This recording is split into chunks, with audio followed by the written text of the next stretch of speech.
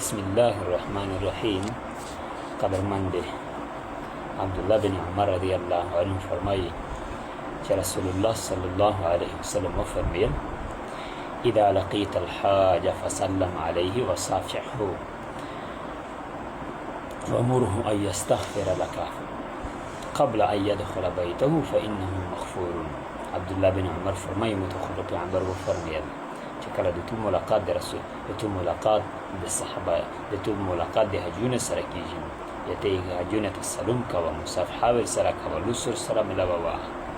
او دا رنګ ورته وایه چې کور ته یادې داخل شوی نه پانه مخ شوی ورته چې مو د پرده وکي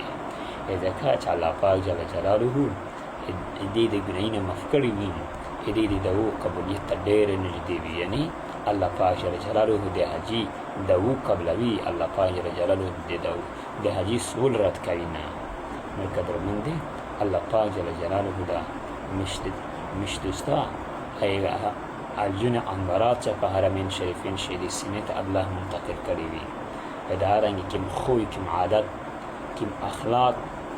دې ته مطلب ور منتقل شوی وي، هغه د الله پاک هغه خوې عادات انورات الله پاک جل جلاله مشته هر منتقل کو وما علينا الا البلاغ.